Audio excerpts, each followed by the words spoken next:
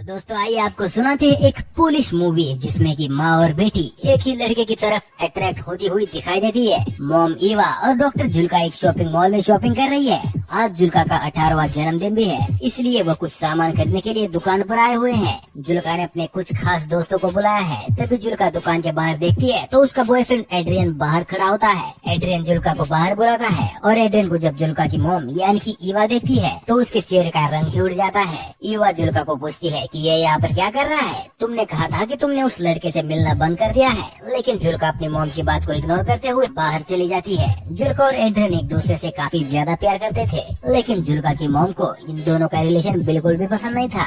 जुल्का कहती है मुझे बड़ी खुशी है कि बहुत सारे लोग आएंगे और हम सब मिलकर खूब सारा सेलिब्रेशन करेंगे। तभी एड्रियन कहता है कि ओह शिट, मैं अपने पापा की चाबियां साथ लेकर आया हूँ, अब वो घर में कैसे दाखिल होंगे? जुल्का कहती है अब क्या होगा और एड्रियन को किस करने लगती है। तभी ईवा उसको कहती है इधर आओ, इस सामान को रखने में मेरी मदद करो।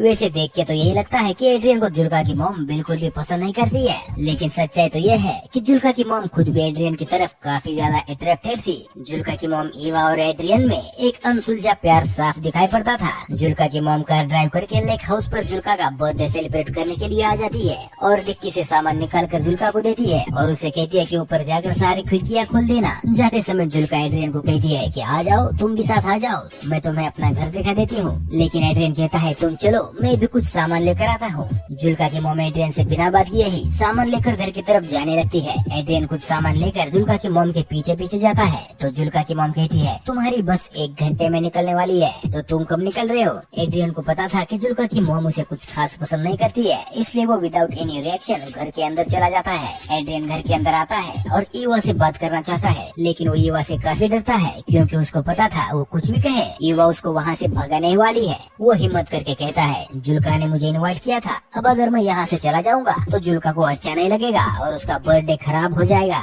क्या आप ऐसा चाहती है कि उसका बर्थडे खराब हो? लेकिन जुल्का की मॉम बिना कुछ जवाब दिए ही वहाँ से स्टोर रूम की तरफ चली जाती है।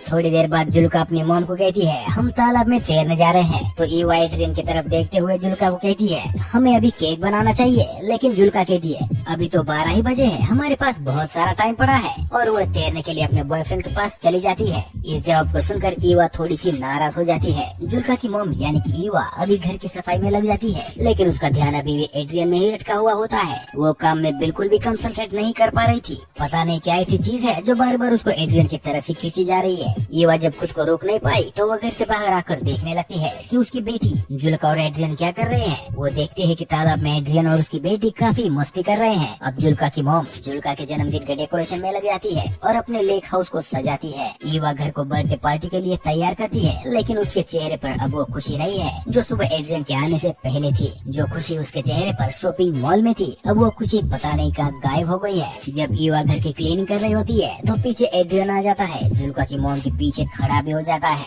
ईवा को रियलाइज होता है तो वह पूछती है कि तुम यहाँ पर क्या कर रहे हो? ईवा डर के मारे एड्रियन की तरफ देखती है। कुछ देर बाद में एड्रियन कहता है कि जुल्का ने मुझे भेजा है, उसको सनस्क्रीन चाहिए, मुझे मिल नहीं रही है। तो ईवा वहीं पर खड़े खड़े बोलती है कि अगर सनस्क्रीन चाहिए तो ढूंढना शुरू कर दो। एड्रियन जुल्का की मॉम की तरफ देखते हुए उसके पास आने की कोशिश करता है। जुल्का की मॉम भी वहाँ से हिल नहीं रही थी। एड्रियन बिल्कुल करीब आकर बोलता है कि प्लीज मैम मुझे रहने दीजिए, प्लीज मुझे जुल्का के बर्थडे में शामिल होने दीजिए। ईवा थोड़ा सोचते हुए बोलती है कि सनस्क्रीन तो बाथरूम में रखी है, मैं लेकर आती हूँ, और वह एड्रियन से दूर हट जाती है। बाथरूम में जाते हुए ईवा कहती है अगली बस 1 घंटे के अंदर आने वाली है, तो तुम अपने घर चले जाना। फिर ईवा बाथरूम में चली जाती है और गहरी सांस लेती है। उसको नहीं पता कि वो क्या कर रही है। एड्रियन अब तालाब में तैर रहा था तो पीछे से ईवा उसको देखती है और थोड़ी देर बाद में घर के अंदर चली जाती है। शाम का समय हो चुका होता है। एड्रियन और जुल्का दोनों स्विमिंग करके वापस घर आ जाते हैं। तो जुल्का मॉम के डेकोरेशन को देखकर पूछती है तुमने ये लेटर क्यों लगाए हैं? जुल्का के पीछे एड्रियन जा ही रहा था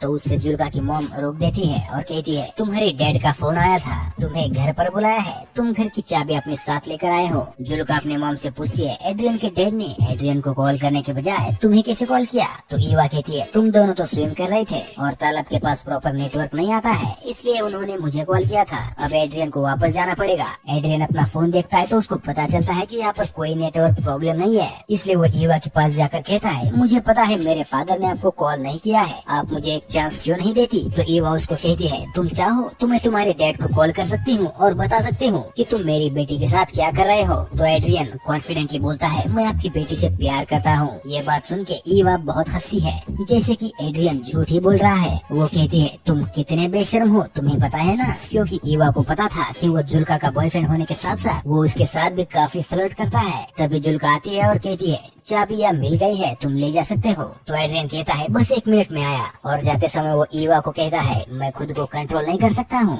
ईवा और एड्रियन के बीच में एक अजीब सा अनसुलझा प्यार अब ज्यादा ही बढ़ रहा था। ये दोनों एक दूसरे के करीब आना तो चाहते थे, लेकिन ईवा अपने आप को रोक रही थी। अब एड्रियन चाबियां लेकर अपनी घर की तरफ जाने ही वाला होता है, तो किचन की विंडो से ईवा देखती है कि जुल्का और एड्रियन दोनों बातें कर रहे हैं। और जुल्का एड्रियन को पूछ रही है कि वापस आओगे ना? तो एड्रियन कहता है कि मैं जरूर आऊंगा। फिर जुल्का अंदर आकर अपनी मॉम से पूछती है कि मॉम, आप एड्रियन से इतनी नफरत क्यों करती हो? जुल्का की मॉम को समझ नहीं आता कि इस बात पर वो कैसे रिएक्ट करे।